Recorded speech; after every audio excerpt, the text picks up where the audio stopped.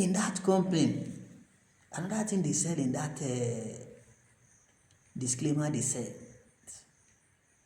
that company who has sacrificed so many things. They said that when I applied for remote work, they gave me leave of absence without pay. They even put with a gesture of goodwill.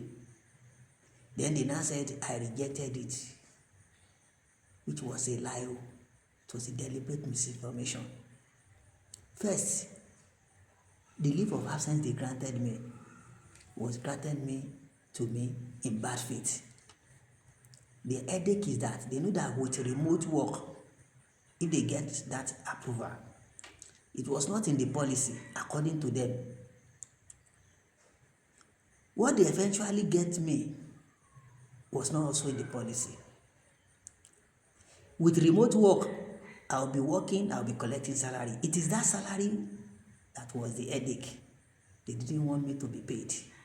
That was their problem. That was their headache. They didn't want me to be paid. So they manufactured leave of absence, which was not also in the policy. Because I was aware that remote work was not in the policy, so I asked for exceptional approval. They now chose to give me that was not also in the policy. They didn't want to give me remote. They now recommended something that was not also in the policy. They call it leave of absence. And they were silent about pay or no pay. But they communicated to people that without pay was what they granted me. They were silent. I was the one who responded to the HR lady to say, I asked for remote work approval. You have given me leave of absence. What of the payment aspect of it? That was when she now responded the next day. After a month, we have been on it for more than a month. In fact, after 2 months. She now responded the next day. Money was involved. She didn't put the amount. I went to meet her to ask her the amount involved. She didn't tell me. It was deliberate. I had to keep the offer pending because they didn't put ultimatum. So I kept it pending. I applied for leave with the hope that I'll get my leave allowance. There was a loan I was taking, monthly loan from a particular bank. I will combine the two of them and use. This lady denied me all those money. She didn't pay my leave allowance that month. Meanwhile, I started my leave on the 7th. She didn't pay my leave. She made sure she denied me the access to the leave. The money I was collecting from a bank, the bank has stopped because she had written to them to inform them that I was asking for a remote access and it was possible for it to be approved for me. And that they should take all effort to collect the money from me. The approval has not been granted. I have not accepted it too. She was presuming. This lady out of vendetta. Based on her mail, the letter she wrote to that bank, those ones stopped the facility.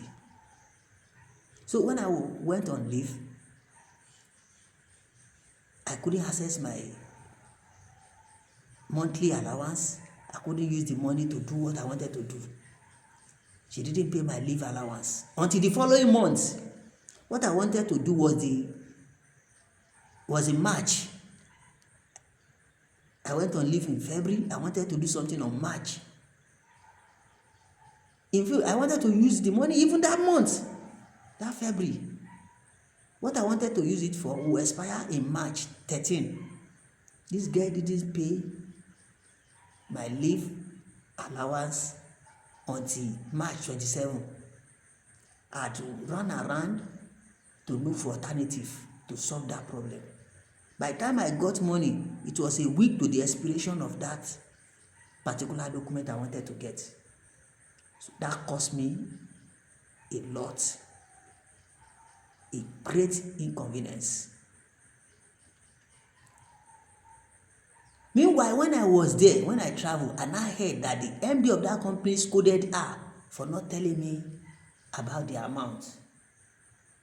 It was then I called her. She now opened up to me, telling me that it was 3 million seva, not naira, 3 million seva that was involved. So when she told me,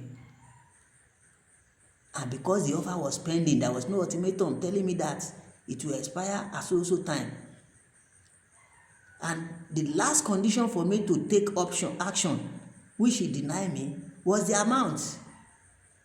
I've seen an organization, a particular bank in 2001, when they wanted to relieve their staff who were school settled out, they gave them great offers. They made them to see how much was involved for them to take decision. And that's how a great company does. They will table an offer for you before you now make your decision. This lady denied me this information. So when I eventually got the information, I was not in the country. So I now apply based on the information I got. Meanwhile, this lady later confessed that somebody advised her not to tell me the amount involved. Imagine, a CEO of a company gave you an instruction to say, okay, out of the 3 options, because they prepared 3 options, I later learned that one of the options was for me to resign. Another option was for them to grant me that remote access I requested. The third option was for them to grant me leave of absence. So before the MD of that company approved anyone, this lady had written to the bank, thinking that they will approve that my request remote. But I sense that after she has written to that bank, the MD of that company engaged her to pick one of it, because she told me that she was working with the MD a few days before then. And in fact, the exact day she wrote to the bank, she wrote in the morning, in the afternoon, she told me that she was working with the MD. Meaning that after she had written, that MD must have told her to pick one of the 3. So she now picked leave of absence. Otherwise, she would have waited. If she knew that they would throw it open to her, she would have waited. So she picked leave of absence. And the leave of absence was to come with pay. She denied me the information. She didn't tell me at all. It was when I replied that, no, this will translate into joblessness for me. That was when she now replied to say a certain amount was involved. The exact amount she didn't disclose. I went to her, she didn't tell me. She said I must apply first. And what if I apply and the amount involved was just 200 silver, 1,000 silver? I couldn't apply. So they lied, I rejected. They had no evidence to say that I reject. I challenged them to provide evidence that state that I rejected the offer. And so I was talking about all these things. Those are evidence, those are things that you see, challenges you see, envy, gang up. People will look for excuse to deny you your rights, what you rightfully deserve. They will misinform people that will help you, people that will, in fact, when they are determining your case, you will not be there. And if 90% of them are having personal interest or issues with you, it becomes a problem. Because the person they are telling will not be saying, why is it that it is all these people that are saying the same thing?